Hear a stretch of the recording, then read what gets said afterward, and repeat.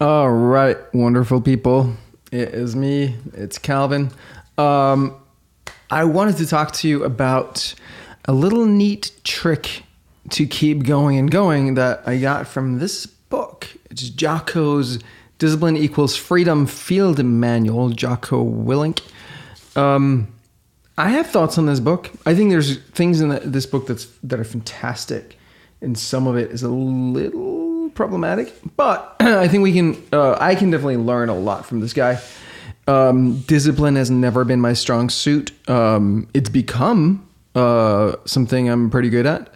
But as a feminine man, it's something that I've always had a problem with. As a man that had troubles with his dad, discipline is something that I've had problems with. I'm glad to say that, I've put all of that behind me, and I'm now actually learning to really appreciate and enjoy discipline. And the whole concept that discipline equals freedom, I can relate to that. I can see the power in that.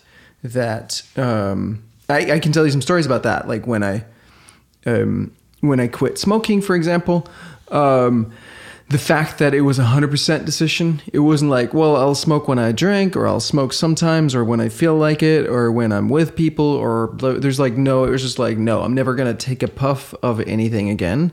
And then it wasn't even a question. And then it was just a matter of getting on the other side of that desire. And every time it popped up, it was just like, no, I've made a firm decision. And there's a lot of freedom in that. And when there's that, well, maybe sometimes then you end up wasting a lot of energy negotiating with yourself. So same thing with my workout routine. It's 8 hours a week. There's no wiggle room. I've been doing it for over a year. I'm currently ahead by a couple of hours, but that's over an entire year, right? So sometimes I'll be like, you know what, like I'm traveling next week, I might not get to work so much, so it's good to have a little bit in the bank. I'm gonna keep it up, but not necessarily at the same level. So it's nice to have some time in the bank there. So the trick that I wanted to share that I think is really cool is if you don't feel like doing whatever it is, it might be your business or some new business initiative that's stretching you, that's difficult, that requires you to shift gears and learn new skills and do things that are unfamiliar, or get out of your excellence zone and into your genius, right? So if it's stuff like that, or exercise or whatever, here's the trick. If you feel like skipping today, just do today, and if you still feel like you need a break tomorrow, then you can do it. All right. So I was actually in this exact situation yesterday. It was like 2 p.m. and it had just been like a shitty day. Like one of those days where it seemed like everything I touched just like blew up in my face. I wanted to like, we have a continuous integration server. Like it was just a big reminder to stay out of my excellence zone and just not touch the code. But I was just like, I was going to write some stuff up for the other guys to do. And then I was like, let me just fix this little thing. And then that turned into, it wasn't a little thing. But then I was like, I kept thinking, maybe it just like, it's almost done. And then I ended up blowing, my own development environment completely. So it wouldn't compile and it wouldn't do anything. And I was just like, oh, fuck. And then, that was a sign right there, right? Just don't have a local development environment. Don't code, I always have another computer that is set up. So it wasn't that bad, if there's an emergency or whatever. But yeah. But then I got that. But then our test server, our continuous integration server wasn't running. So I was like, let me just, instead of like figuring out what's going on, let me just like update the packages on that box because they needed updating anyway, and see if that doesn't fix it. And then it removed some, and then like it just broke completely. It wouldn't do anything. So one of the guys, Josh, he was like, today's the day that you should use our competitors' products and just like break them if you can. But it really seemed to be one of those days. So, and then long story short, like I was sitting in the afternoon and just like completely like knocked out mentally.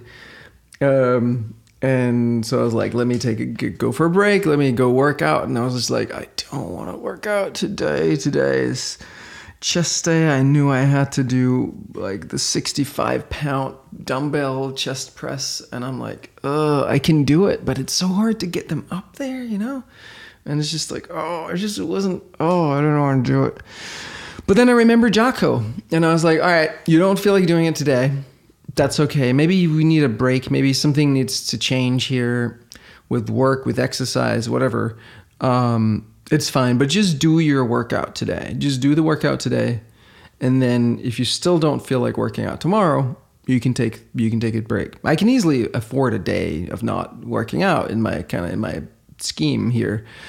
I'm plenty ahead for the week. But I was like, all right, let me just do it.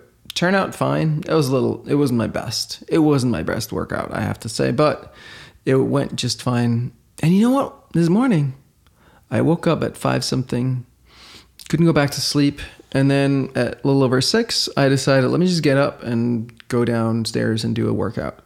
And so I did. And so I did like an hour and 20 odd minutes of exercise in the morning. And here I am. It's 8 something and I've already worked out. So I did feel like doing it today. So I think that's a good habit. So if you're like, we talk a lot about turning pro around here, this concept from why do I always keep forgetting his name? Steve, what's his name? I don't think I have his book in print, actually. The War of Stephen Pressfield. He talks about turning pro, and it's that concept of like, if you're a doctor, you go to work every day, you do your doctoring, even if you feel like it or not. It doesn't really matter. It's not like you wake up and you're like, oh, I don't feel like surgery today. I don't really like. You go and you do it, right? If you're a professional, bodybuilder or something, I guess you just go to the freaking gym and you just do it because it's what you do, and so on. And so if you're someone who's starting a business, we're seeing a lot of people starting online businesses here where it's a new thing for them, right? Maybe you've been a nurse and then you got into coaching and then you're like, I think I can teach a lot of nurses something about like their mental state or something like that. And like, let me do a business doing that. But it's new to you, or all of the stuff is new to you, right? That's where this concept of turning pro is really useful. And there's one trick that says, if you really feel like skipping today, don't. Just stick with it. Sit down in front of whatever, paper, computer, whatever it is you need to use, and or the phone or whatever, and do it. And if tomorrow you still absolutely feel like you just need a break, take a break tomorrow. But today, just keep going one more day. And I think, we can do one more day, right? Of course we can do one more day and just do it. And then it feels good to have one in the bank, right? Knowing that, I am totally okay skipping today because I did the thing yesterday and I didn't cop out. And today I can take a break. I have one in the bank. It feels good to have one in the bank. All right.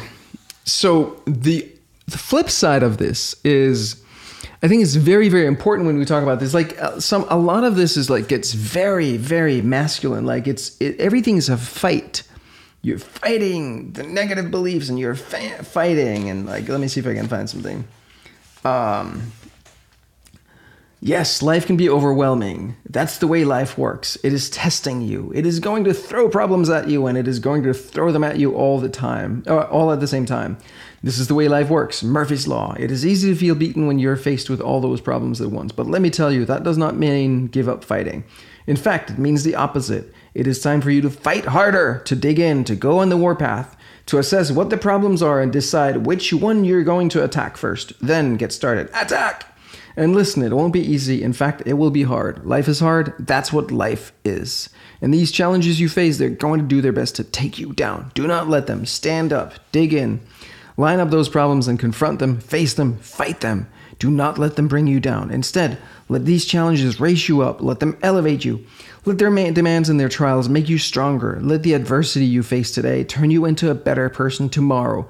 So in the future, you look back at these struggles and you say to them, thank you, you made me better. And lest you think that I'm just making, this is like he writes in italics and big uppercase and bold and like spaced out and la la. This is what I just read. This shit is real. And I honestly don't think life is a fight. And I don't think it is a fight. I think life is a dance, if anything. I think life is a game, is play. It's supposed to be easy and fun. And the trick is to find those little things that make it not feel like a struggle. Like today when I did go and work out, it was like,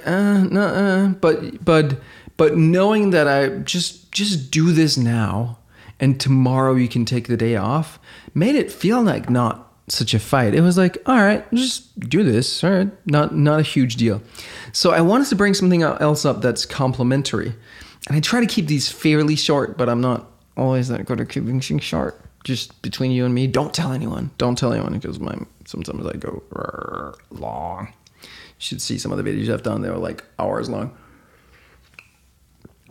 So I'm really trying to keep this short. But there's a book here called Success is for You. And holy shit, what a title. What a title. Success is for You. It's like, all right, great.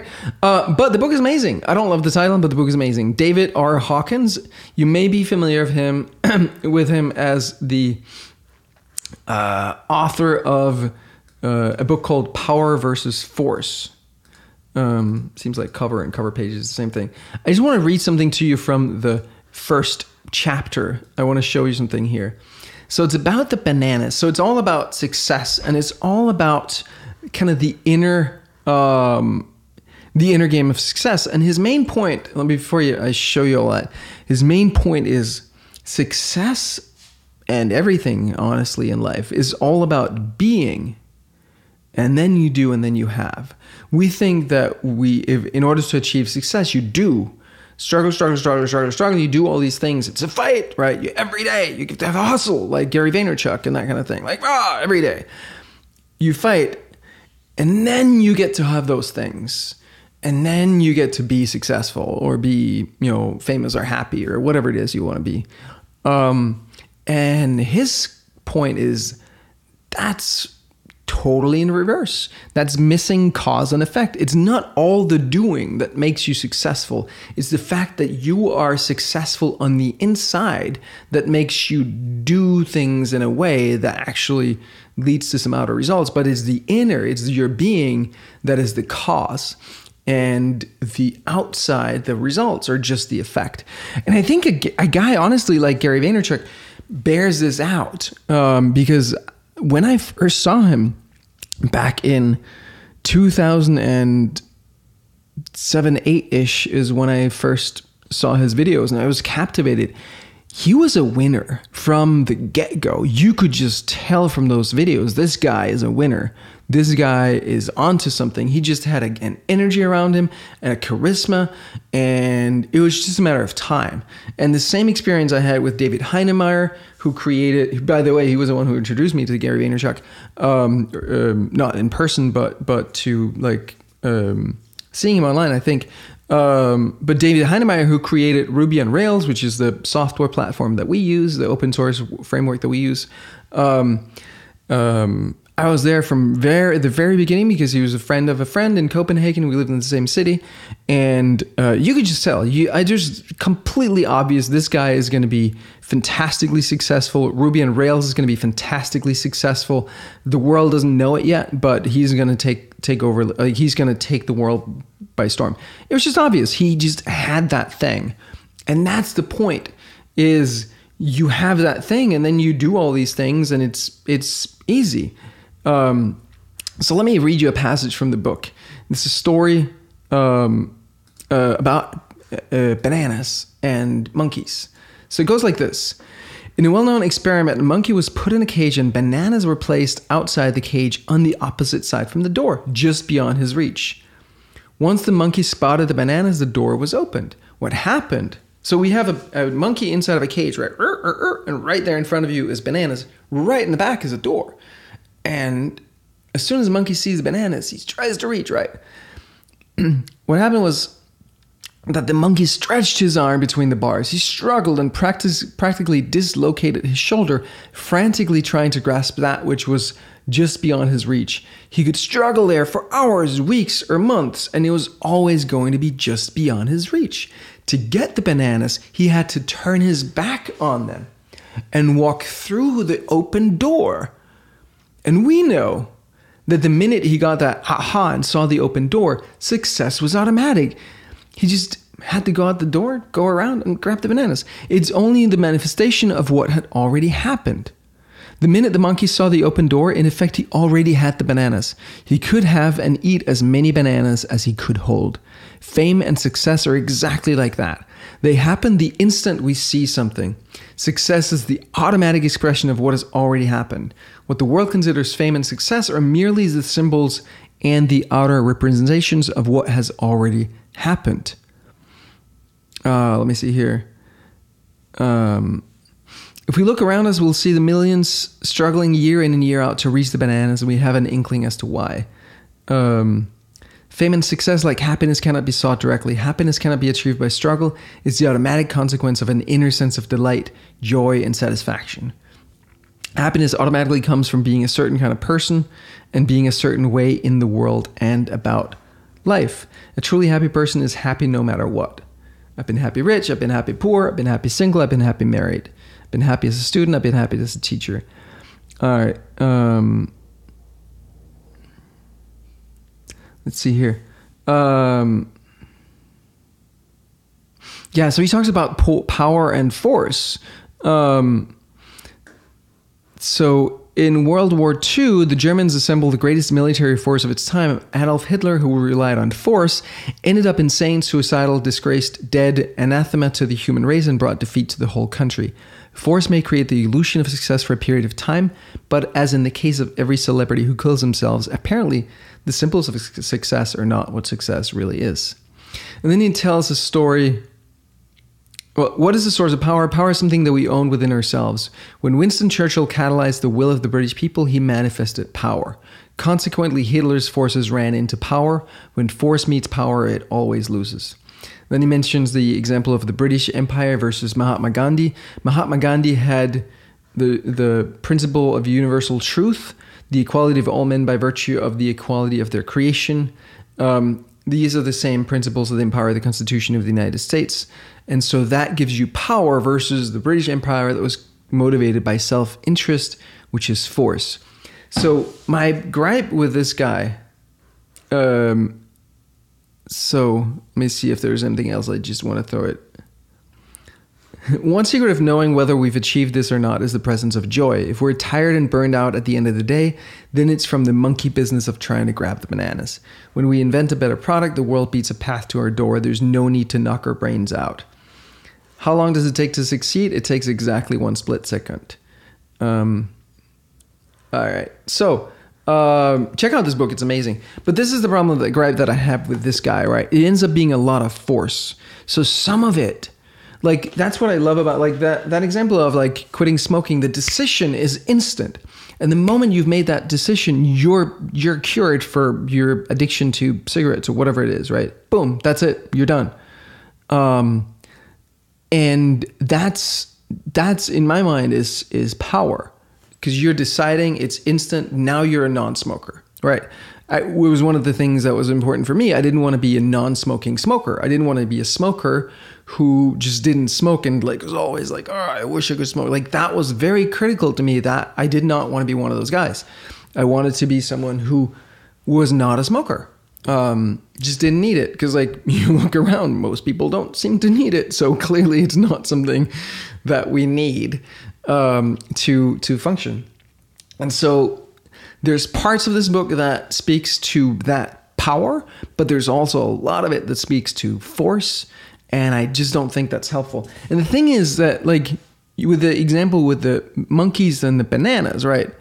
The more force they exert, the less likely they are to realize that that there's a door right behind them that's open. They can just go out and go around and grab the freaking, like, they don't see that because they're so focused over here on the bananas in front of them and the struggle, and they really get into the struggle, and it can be addictive, right? It can be like, yeah, we're running on adrenaline. It's, yeah, we're fighting, we're hustling, we're doing all this stuff. Like, it can be really exciting and addictive. So don't do that. It's really important to take that time to figure out, like, all right, is there a better way? Is this the direction at all that we should be going? And again, if you're exhausted at the end of every workday, then you're definitely doing something wrong, and that needs to change. So that's what I got for you today. Thank you so much for watching. Very cool to have you here. I got a great email from someone who said that the video I did the other day about the zone of excellence and zone of genius really touched her. So very happy to hear that. Thank you so much. Yeah, we'll be in touch, guys. Talk soon. Bye.